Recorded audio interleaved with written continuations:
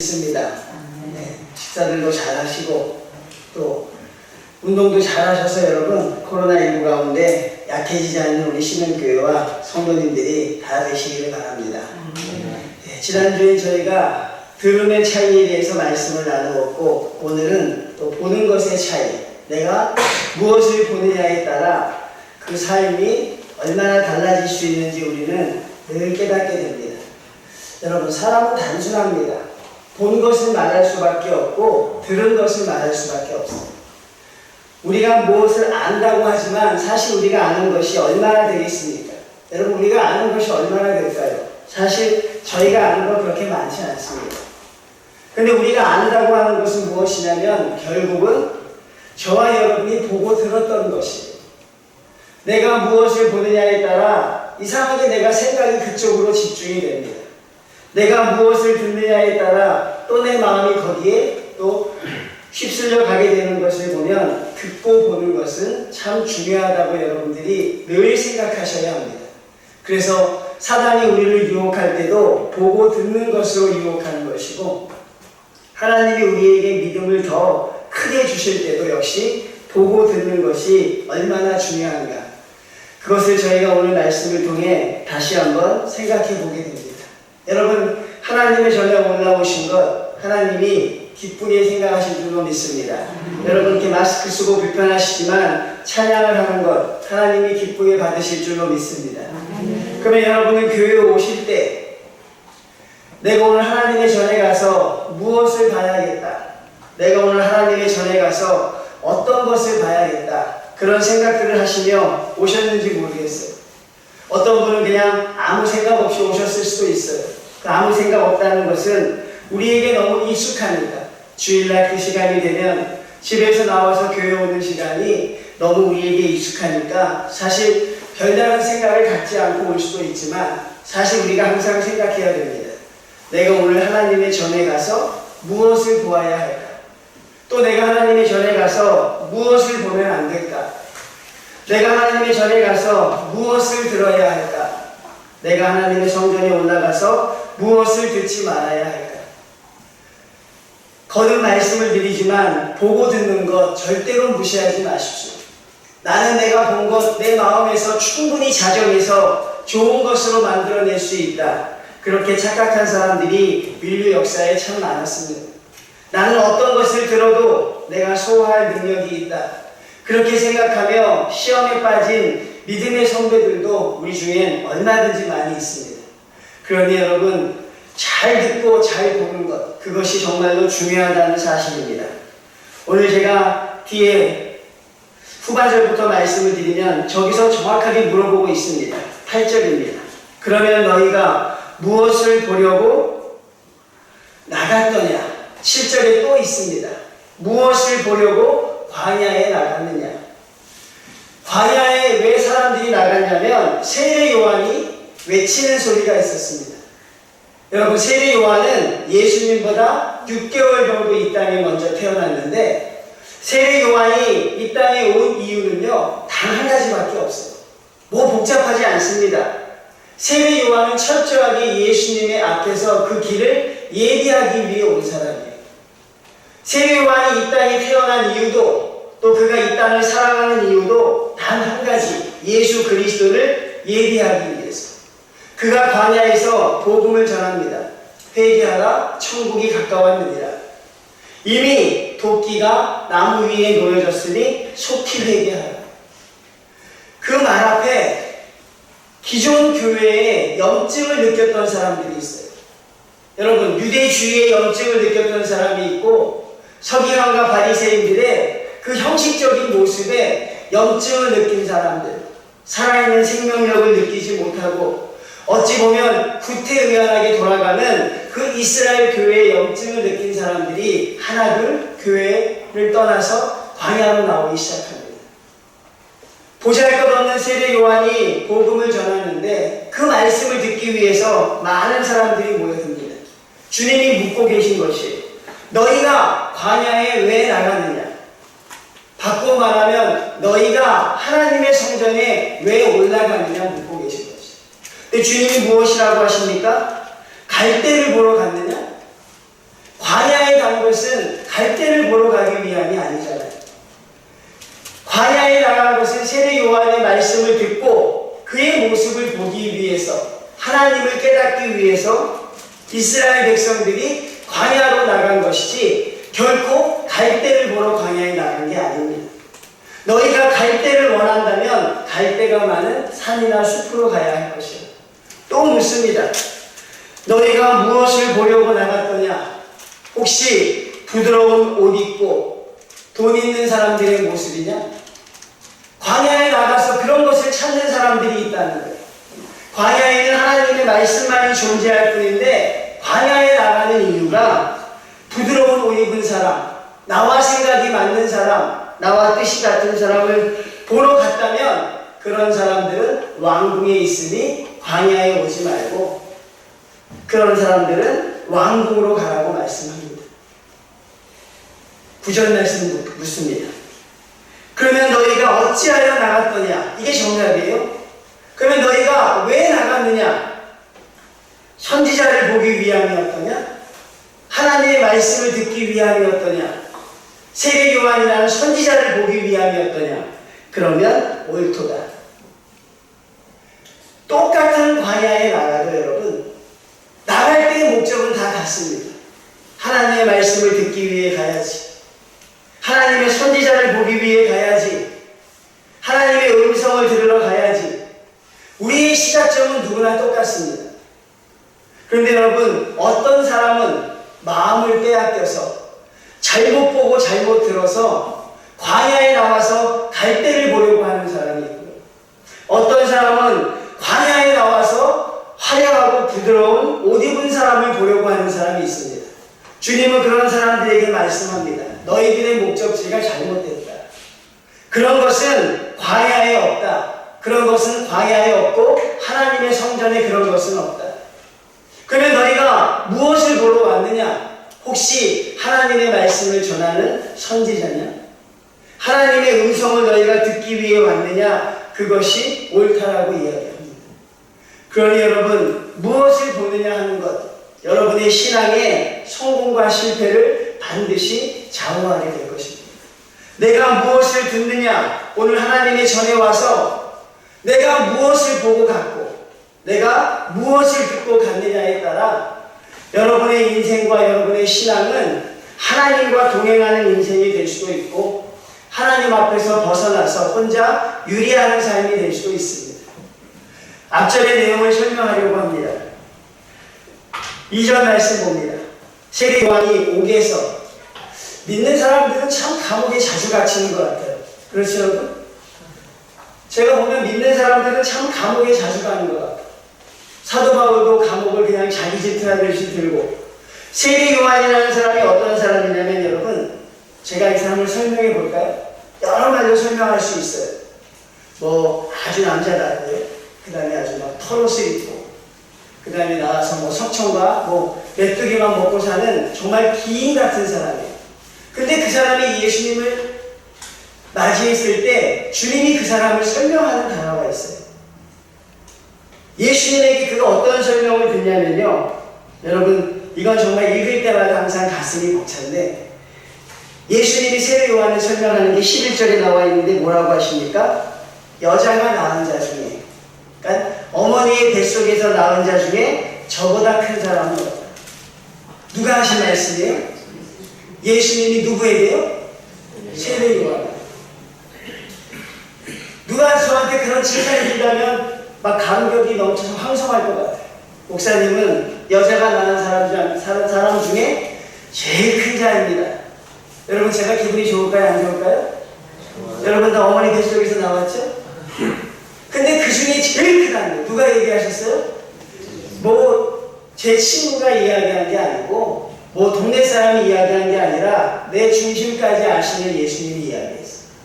그러니까 세례 요한이 한마디 여러분 설명이 되겠습니까? 어떤 사람인지. 근데 그가 오늘 어디에 있어요? 이게 참 아이러니하다.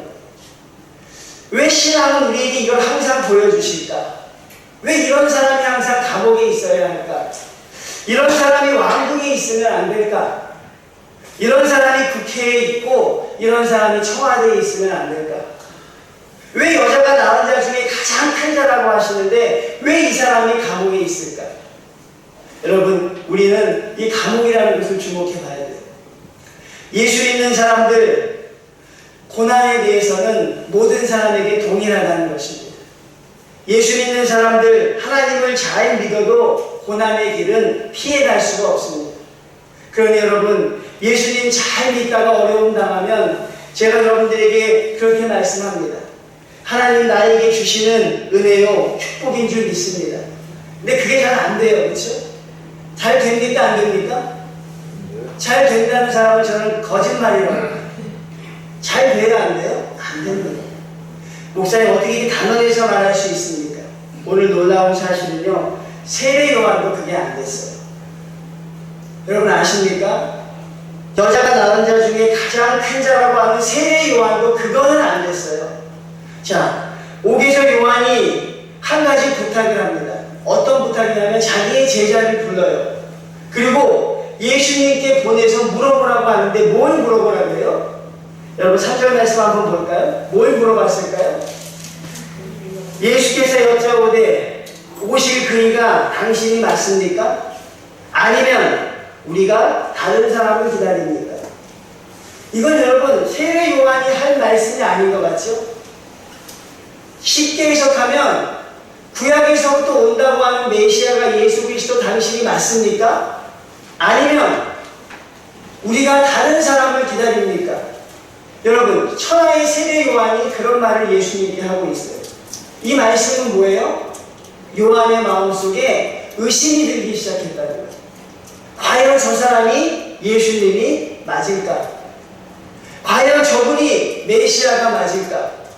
여러분 왜 그랬을까요? 왜 세례 요한이 그런 의심을 하게 될까요? 그가 감옥에 갇혔습니다. 감옥에 갇힌 이유가 죄를 지어서 감옥에 갇힌 이유가 아니에요.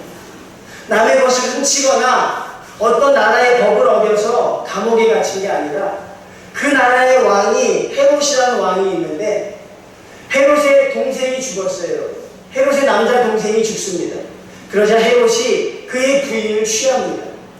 하나라의 왕으로서 자기의 죽은 동생의 부인을 취하는 것이 얼마나 부도덕한지 많은 사람들은 알았지만 침묵합니다. 대부분의 군중은 침묵합니다. 대부분의 교인들의 대다수의 교인들도 침묵하는 걸 즐깁니다. 왜? 침묵이 편하기 때문에. 대다수의 지성도 침묵을 합니다. 근데 세례 요한이 침묵하지 않고 아무 권한도 없는 그가 헤롯을 향해 당신은 범죄자라고 손가락질을 합니다. 당신은 파렴치한이라고 손가락질을 합니다. 많은 사람들이 왕의 위세가 무서워서 그 말 한마디에 목이 날아갈까봐 부도덕한 것을 알면서도 쉬쉬거리며 참고 견디는데 뭐 하나님이 바로 잡아주시겠지, 뭐 어떻게든 되겠지라고 자기 보신에 모든 걸 촉각을 기울여서 사는데 세례 요한은 담대하게 나가서 전합니다. 세례 요한이 얼마나 담대한 사람인지 여러분 아시겠어요? 그리고 왕에게 나아가서 그는 외칩니다. 왕, 당신은 그것 때문에 죽을 것입니다. 당신은 파렴치한이고 당신은 정말 이 나라의 수치라고 이야기합니다. 그래서 여러분 세례 요한이 헤롯에 의해서 옥에 갇혀 있습니다. 옥에 갇혀 있다는 건 여러분 석방될 날을 기다리는 게 아니에요. 옥에 갇혀 있다는 건 뭐예요? 이제 죽을 날을 기다리는 것이고 결국 세례 요한은 헤롯에 의해서 거기서 죽임을 당하게 됩니다. 근데 세례 요한이 감옥에서 생각해 보니까 내가 하나님을 위해서 일한 건 아니겠습니까? 내가 하나님을 위해서 그 일을 감당한 건 아니겠습니까? 자기는 하나님을 위해서 메시아를 예비하기 위해 이 땅에 왔고 자기는 예수 그리스도를 위해서 그의 힘듦에도 감당하지 못할 만큼 겸손한 사람이었고 예수 그리스도를 향해 세상 죄를 지고 가는 어린 양이라고 했고 하나님의 진정한 아들이라고 했습니다. 그랬던 세례 요한이 감옥에 갇혀서 하루 이틀 풀려나질 않습니다. 나가서 복음을 전해야 되는데 감옥에서 죽을 날만 기다리고 있으니 그 마음속에 의심이 들기 시작합니다. 천하의 세례 요한이 어떤 의심을 합니까 여러분? 우리와 같은 사람이 아니라 요한이 어떤 의심을 해요? 예수님, 당신이 예수님이 맞습니까? 그거를 물어봐요. 예수님 아니면 우리가 다른 메시아를 기다려야 되는 것 아니겠습니까? 그것을 묻는다.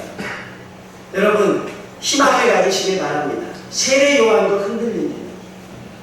세례 요한도 하나님의 말씀을 믿고 나가는 선지자도 극심한 고통 앞에서 흔들리는 거예요. 어떤 성도들은 그럽니다. 우리의 믿음이 하늘나라 가는 날까지 순전한 믿음이 되기를 원합니다. 근데 여러분 어떤 사람이 순전한 믿음을 가질 수 있겠습니까?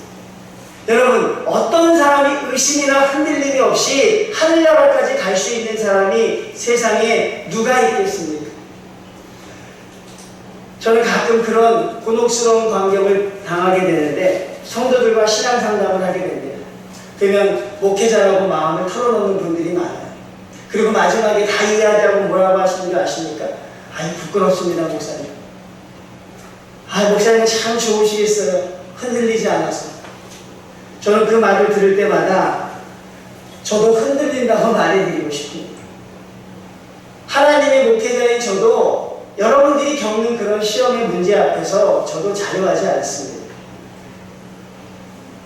저도 그런 문제들 앞에서 때로는 하나님 앞에 좌절하기도 하고요. 하나님, 저를 이러려고 하나님의 목회자로 세우셨습니까? 하나님, 여러분 똑같은 고민을 하는 거예요. 근데 마치 여러분들이 저를 바라봐 주실 땐 감사하게도 우리 목사님은 흔들리지 않겠지. 흔들리지 않게 될 줄로 믿습니다. 근데 사실은 흔들린다고요. 마음속에 갈등이 든다고요. 똑같이 자녀의 문제, 가정의 문제, 신앙의 문제. 하나님 왜 세례 요한을 감옥에 가두십니까? 이 사람이 주님만을 위해 사는 사람인데 왜 이 사람을 감옥에 가두십니까? 그 문제 앞에서 저도 흔들린다고요. 하나님 왜 저 성도에게 저런 어려움을 주십니까? 왜 저분에게 저렇게 극심한 고통을 주십니까? 왜 자녀의 생명을 걸어가십니까? 라고 저도 흔들린다고요. 그런데 여러분 우리의 신앙은 흔들려야 자연스러운 거예요. 여러분 저와 여러분의 신앙에 때로 의심이 드는 것 그거 자연스러운 겁니다. 여러분 주일날 오늘은 교회 가기 싫어 그거 나쁜 것 아니에요. 여러분 오늘은 왠지 말씀 읽기가 싫고 기도하기가 힘듭니다. 여러분 그거 자연스럽고 당연한 거예요. 어떤 사람은 그러면 내가 죄 지은 줄 알아요. 목사님 제가 죄를 지었습니다. 말씀 읽기가 싫어지네요. 왜 하나님이 그걸 여러분 죄라고 말씀하지 않아요? 아마 그게 죄였다면 성경은 세례 요한의 의심을 감췄을 것입니다. 아마 그게 성도들의 끔찍한 죄였다면 하나님은 세례 요한의 이 고백을 성경에서 지우셨을 거예요. 근데 성경은 그걸 우리에게 가르쳐 줍니다. 의심할 수 있고 어려움 당할 수 있다. 어떤 성도든지 특별히 어떤 성도들이 그러냐면요 하나님께 올인하는 성도들이 그렇습니다. 그냥 주일날 교회만 다니는 성도님들은 이런 감정을 사실 못 느낄 수도 있지만 하나님 앞에 내 인생을 걸고 세례 요한처럼 하나님 앞에 충성과 헌신을 다했을 때 결국 자기의 현실을 돌아보면 감옥이었을 때 하나님 앞에 열심히 달려서 결국 주위를 돌아보니 차디찬 감옥에 아무도 없을 때 천하의 세례 요한도 내가 믿었던 예수님이 맞을까? 그걸 묻고 있습니다. 그러니 여러분 하늘나라 가는 순간까지 저와 여러분은 흔들릴 수 있습니다. 사단이 흔들지 않아도 우리의 마음이 그걸 흔들 수 있어요. 내가 본 것, 내가 들은 게 나를 흔들게 합니다. 하나님을 위해서 최선을 다하고 세례 요한은 예수님을 위해 산 것밖에 없어요. 그를 위해서 철저하게 인생의 2인자가 돼서 그 이름을 가리고 세례 요한이라고 하잖아요. 그냥 세례 주는 요한이에요. 정확하게 이름도 명시되어 있지 않은 그냥 예수님 앞에 왔던 들러리 같은 인생이었지만 철저하게 예수님을 산 세례 요한이었지만 그도 하나님의 말씀 앞에 흔들리고 어려움 당할 때가 있었더라는 사실입니다. 그러니 여러분들 그 부분에서 여러분들을 놓아주셔도 괜찮습니다. 죄 지을 수 있습니다. 하나님 원망할 수 있고 교회 가기 싫을 수 있고요. 성도들과 교제하기 싫을 수 있다고요. 여러분. 그게 여러분 죄가 아니에요. 근데 여러분 세례 요한이 그 다음에 뭐가 중요했는 줄 아십니까? 이거를 주님께 물어봤다. 할렐루야. 이게 제일 중요해요. 신세 한탄하고 자기를 망가뜨린 게 아니에요. 내가 왜 이 길을 택했을까? 그걸 고민하는 게 아니라 그의 마음에 의심이 들었을 때 세례 요한이 즉시로 한 것이 있어요. 그게 무엇입니까? 예수님께 좀 물어봐 줘라. 주님 앞에 좀 물어보고 싶다는 거예요. 주님, 내 마음이 흔들리는데 주님, 제 마음을 어떻게 하면 좋겠습니까? 많은 사람들은 그걸요 묻어버려요. 그리고 해답을 줄 수 없는 사람한테 물어봐요. 해결해 줄 수 없는 내 옆에 사람한테 그걸 물어봐. 그 사람은 여러분에게 해답을 줄 수 없다니까요. 여러분에게 해답을 줄 수 있는 분은 천하에 하나님 한 분밖에 없는 줄 믿으시길 바랍니다. 여러분의 마음을 기쁘게 할 분도 천하에 하나님 한 분밖에 없어요. 근데 많은 성도들이 흔들리고 어려울 때 하나님께 즉시로 오지 않느냐는 것입니다. 하나님께 즉시로 오셔서 물어보시길 바랍니다. 하나님, 저에게 이런 일이 있는데 하나님의 뜻이 맞습니까? 하나님, 여전히 내 하나님이시죠? 여전히 나와 함께 하시는 분인 줄 저에게 확신을 주십시오. 라고 주님 앞에 물어보면 하나님이 우리에게 해답을 주신다고요. 그 해답이 어디 있어요? 5절 말씀 있잖아요. 제가 해석해 드리면 세례 요한아, 매인이 눈뜨게 할 수 있는 거 누가 할 수 있느냐? 못 걷는 사람 걷게 할 수 있는 거 누가 할 수 있느냐? 나병 환자가 깨끗함 받게 한 거 누가 할 수 있더냐? 못 듣는 자가 듣고 죽은 자가 살아나는 거 누가 할 수 있느냐? 여러분, 누가 할 수 있어요? 크게 누가 하실 수 있어요? 하나님. 나 여호와 하나님이라고 말합니다. 세상은 할 수 없는 거 주님이 하셨잖아요. 우리 하나님이 그런 분이시라고요. 여러분의 인생에 있어서 어려움을 당할 수 있지만 주님께 물어보면 주님은 여러분에게 해답을 주실 줄로 믿습니다. 천하의 의인이라고 하는 욕도요 흔들려요. 하루아침에 자식의 생명을 거두어가고, 하루아침에 자기의 모든 재물을 빼앗아가고, 하루아침에 죽을 병이 걸리게 된 욕도 결국은요 견디지 못하더라고요. 주위 사람들이 찾아와서 그럽니다. 예수 잘 믿더니 꼴 좋다. 뭐 주님 잘 믿어서 복 받았다고 하더니만 결국 이거냐는 말 앞에 그도 흔들립니다. 하나님은 의인을 정죄하시는 분이 아니라 죄인을 정죄하는 하나님이신데, 제가 주님 앞에 무엇을 잘못했길래 이런 죄를 제가 받습니까라고 그도 하나님을 향해 항변해요. 그건 죄라고 얘기하지 않는다니까요. 하나님께 묻고 기도하는 거예요. 하나님, 내 마음이 심히 아픕니다라고 얘기해요. 그때 하나님이 욥에게 뭐라 그래요? 욥아, 마음을 담대하고 굳건히 서라. 하늘을 창조한 이가 나 여호와고 이 세상을 창조한 이가 내 하나님 여호와라고 그에게 말합니다. 그런데 여러분, 무엇을 보느냐, 무엇을 듣느냐가 여러분의 믿음을 약화시킬 수는 있지만, 흔들릴 수는 있지만, 하늘 날아가는 그 순간까지 우리는 흔들렸다가 바로 잡고 또 떨어졌다가 올라가는 그런 인생이니, 거기에 대해서 여러분들이 그걸 죄라고 생각하지 마시기를 바랍니다. 여러분이 믿는 모든 믿음의 모습은 하늘나라 가는 그 순간까지 그 사이클을 겪게 되는 것이니, 제가 여러분에게 부탁하는 건 단 한 가지입니다. 하나님께 물어보시라는 거예요. 하나님께 물어보면 하나님은 여러분이 아멘 할 수 있는 해답을 주시게 될 것입니다. 목사에게 와서 물어볼 필요도 전혀, 저도 몰라요 여러분. 저도 흔들린다고 하지 않아요. 여러분 앞에서는 제가 대답을 하지만 저도 그 앞에 자신이 없다는 것이죠. 우리는 전 똑같은 존재이니 세례 요한처럼 제자들을 불러서 예수님께 한번 물어봐 줘라. 그가 예수님이 맞는지 아니면 내가 다른 일을 기다려야 하는지. 그러니 사랑하는 성도님들, 하나님이 주시는 은혜 앞에서 늘 감사하며 살아가는 성도들이 되시기를 바랍니다. 하나님의 전에 올라오실 때는 하나님을 보려고 올라오셔야 되는 줄로 믿습니다. 하나님의 성전에 올라올 때는 하나님의 음성을 들으려고 올라오는 것이 맞는 줄로 믿습니다. 갈대를 보러 왔다면 하나님이 그에게 성전에 오라고 하지 않습니다. 부드러운 옷을 보러 왔다면 왕궁으로 가라고 말씀하시오. 여러분이 올라온 것은 하나님의 성전인 줄 믿습니다. 신흥교회 성전을 하나님이 사랑해서 지으신 예수 그리스도의 몸인 줄 믿습니다. 그러니 교회에 들어오실 때 항상 생각하십시오. 나는 오늘 무엇을 보려고 여기 왔고 무엇을 드리려고 왔느냐. 하나님을 보기 위해서, 하나님의 음성을 듣기 위해 여기 왔사오니 하나님, 내 눈과 귀를 흩틀리는 그 어떤 것도 하나님 내 앞에서 나타나지 않도록 도와주십시오. 하나님 외에 다른 것을 보아도, 하나님의 음성이 아닌 다른 것을 들어도 하나님, 창조주 하나님을 생각하며 이겨낼 수 있는 하나님 담대한 내가 되게 하여 주십시오. 그리고 여러분, 하나님 바라보시고 집에 가시는, 하나님의 음성 듣고 집에 가시는 우리 신흥교회 성도들이 다 되셨으면 좋겠어요. 특히 코로나19 가운데 여러분, 하나님 바라봐야 살 수 있어요.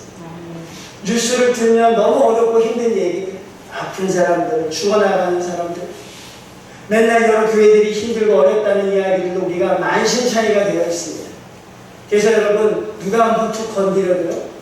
제가 어제 우리 교회 프린터를 고치러 용산에 갔다가 큰 곤욕을 당했어요. 잘못한 것도 없는데 얼마나 곤욕을 당했는지. 그 사인한테 화장실이 어디냐고 물어봤다가 얼마나 욕을 먹었는지.